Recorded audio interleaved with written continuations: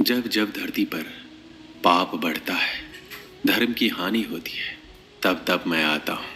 ये तो आप सब जानते हैं, किंतु क्या कभी आपने ये सोचा है क्यों मैं इस धरा का जीव बन के ही अवतरित हुआ? क्यों मैं मनुष्य के रूप में ही आपके बीच रहता हूँ? आज बताता हूँ। संसार में पाप और पुण्य संतुलन में चलते हैं, किंतु जब पाप सीमा से आगे बढ़ जाता है, मुझे यहाँ आना ही होता है। कारण ये है कि आप मुझे भुला देते हैं। चौंकिए मत, मैं आप में ही बसता हूँ। बस आप स्वयं के भीतर बसे परमात्मा को भूलने लगते हैं, इसलिए मुझे आना पड़ता है। आपको ये बताने की सारी शक्ति आप में ही समाहित है, पर आप क्या करते हैं? मेरा सम्मान करते हैं, मुझे पूजते हैं, मुझसे शक्ति मांगने लगते हैं, भांति भांति की इच्छाएं मेरे सामने रखते हैं। मुझे आपकी श्रद्धा से कोई आपत्ति नहीं है, मुझे आपत्ति है उस भाव से जो आपको दुर्बल बनाता है। परमात्मा में श्रद्धा रखिए, किंतु स्वयं की आत्मा पर भी विश्वास रखिए, क्योंकि इस संसार में ऐसा कुछ भी नहीं है जो आप नहीं कर सकते। हर नर में नारायण बसते हैं, हर नारी में लक्ष्मी। तो पहचानिए अपने भीतर के नारायण को और बदल दीजिए समय के इस चक्र को। मुझे प्रसन्नता होगी मेरे अवतार लेने का वास्तविक प्रयोजन आपको समझ आया तो शंका त्याग कर शंकर बन जाइए, अन्यथा कंकड़ के समान रहना होगा। एक बार सच्चे दिल से बोलिए राधे राधे। श्री कृष्ण कहते हैं, कभी आपने सोचा है इस संसार में हम सबसे अधिक किससे जुड़े हैं? अब कोई कहेगा माता पिता, कोई कहेगा मित्र, कोई कहेगा पत्नी, तो कोई कहेगा संतान।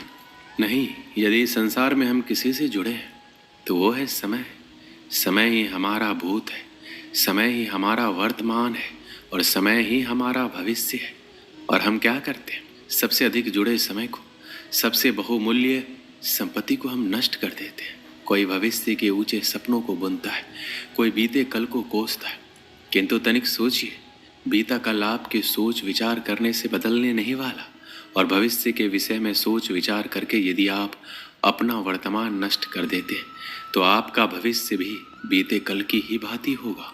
इसलिए आज के विषय में सोचिए, उसे उत्तम बनाइए। आपका भूतकाल और आपका भविष्य अपने आप उत्तम हो जाएगा। श्री कृष्ण कहते हैं, मनुष्य का स्वभाव है कमाना, संग्रह करना, फिर चाहे वो धन हो, नाते हो, संबंध हो या प्रसन्नता। परंतु क्या आपने कभी सोचा है नियति ने ये संग्रह करने की प्रकृति मनुष्य में क्यों डाली? एक बीज से पौधा पनपता है, उसके भोजन से फल संग्रहित होता है। क्यों? इसलिए ताकि वृक्ष उसे स्वयं खा सके? नहीं, बल्कि इसलिए ताकि वो भूखे जीवों में बांट सके। अब आप पूछेंगे इसमें वृक्ष का क्या लाभ? लाभ है, क्योंकि जो बांटता है वो मिटता नहीं। जो फल ये जीव खाते हैं वो उसके बीजों को वातावरण में बिखेर देते हैं, जिससे जन्म लेते हैं नए वृक्ष। उसकी जाति, उसका गुण, उसकी मिठास समर हो जाती है। इसलिए याद रखिए, अमीर होने के लिए एक एक क्षण संग्रह करना पड़ता है, किंतु अमीर बनने के लिए एक एक कण बांटना पड़ता है। श्री कृष्ण कहते हैं, संसार में सबसे बड़ी शक्ति क्या है? अब आप में से कुछ कहेंगे शस्त्र की, कोई कहेगा बुद्धि की, तो कोई कहेगा बल, किंतु ये सब अधूरे हैं। संसार में सबसे बड़ी शक्ति है मित्रता। यदि सच्ची मित्रता प्राप्त हो जाए तो वही सबसे बड़ा धन है। जब आप कठिनाइयों में होंगे तो मित्रता शस्त्र बनकर सहायता करेगी। मार्ग भटक जाओगे तो मित्रता शास्त्र बनकर आपका राह दिखाएगी।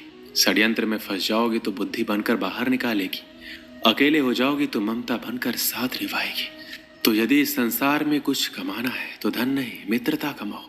स्मरण रखिएगा, यदि इस संसार में मित्रता बनाना आपकी सबसे बड़ी दुर्बलता है तो आप इस संसार के सबसे शक्तिशाली प्राणी हैं।